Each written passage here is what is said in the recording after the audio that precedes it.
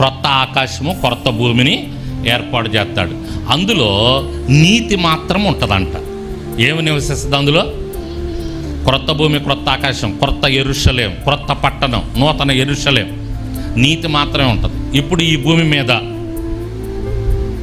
అవినీతి ఉందా లేదా? అన్యాయం ఉందా లేదా? లంచాలు ఉండయా లేవా? మోసాలు ఉండయా లేవా? దగాలు, కబ్జాలు, గోండాయిజం, రౌడీయిజం, దారుణాలు, నేరాలు, ఘోరాలు ఉండయా లేవా? కానీ ఆ రాజ్యంలో నీతి మాత్రమే ఉంటుంది. గట్టిగా చప్పట్లు కొట్టి దేవుని నామాన్ని మహింపరుద్దాం. వాళ్ళల్లు నీతి అంటే యేసయ్యే నీతి. ఆయన ఉంటాడు, ఆయన పరిపాలన సాగుద్ది అక్కడ.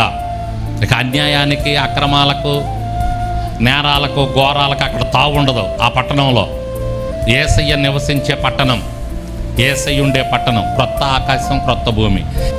ఇవన్నీ లయమైపోతాయి. ఈ స్వస్థతలు, ఈ ఆశీర్వాదాలు వీటి కోసం కాదు పరిగెత్తటం. ఎందుకంటే ఈ లోకంలోనిదే చూస్తున్నారు. వెళ్ళొద్దని కాదు, ఆశీర్వాదాలు రావని కాదు, స్వస్థతలు రావని కాదు. దేవుని దగ్గరకు వస్తే దేవుడు ఇస్తాడు. కానీ ఉంటే ఉంటాం, పోతే పోతాం. కానీ మన గురి దేని మీద ఉండాలి? అక్కడికి వెళ్ళే వాళ్ళు దేని కొరకు వెళ్తున్నారు? నూతన ఆకాశం, నూతన భూమి కొరకు వెళ్తున్నారా? కేవలం స్వస్థతల కొరకు వెళ్తున్నారా? ఆశీర్వాదాలు రావాలని వెళ్తున్నారా? దీవెనలు రావాలని వెళ్తున్నారా? దేని కొరకు వెళ్తున్నారు?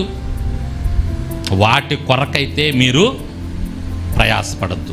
వాటి కొరకైతే మీరు ఎక్కడికెక్కడికో పరిగెత్తొద్దు, వెళ్ళటానికి ప్రయత్నం చేయొద్దు. ఆయన దగ్గర ఆయన మీతో ఉంటాడు.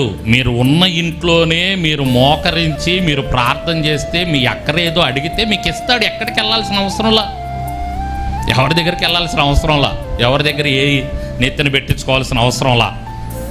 మీరింట్లో మీరున్న పాటున మీరు మోకరించి, మీరు పశ్చాత్తాపడి, మీ తప్పులు ఒప్పుకొని, నాకు ఇది అయ్యా, నా పరిస్థితి, నాకు ఇది అవసరమయ్యా, నా అక్కర తీర్చంటే తప్పక తీర్చే దేవుడు ఆయన. దేవునికి స్తోత్రం చెప్పండి. సేవకులైన ఆయనకు గొప్ప లేదు, విశ్వాసులైన ఆయనకు తక్కువ లేదు. అందరూ సమానమైన దృష్టిలో. నీ మనసును చూస్తాడు. నీ మనసు యథార్థంగా ఉందనుకో, నీ మనసు యథార్థంగా ఉండి నువ్వు అడిగావనుకో, నీ అక్కర తప్పకుండా తీరుస్తాడు. ఎక్కడికి వెళ్ళాల్సిన పనిలే, ఎవరి దగ్గరికి వెళ్ళాల్సిన పనిలే. తుచ్చమైన వాక్యం దగ్గరికి రారు. నూతన సృష్టి ఉందయ్యా, నూతన ఆకాశం, నూతన భూమిలో ప్రవేశించాలి మనం, దాని కొరకు రండి సిద్ధపడనంటే రారు.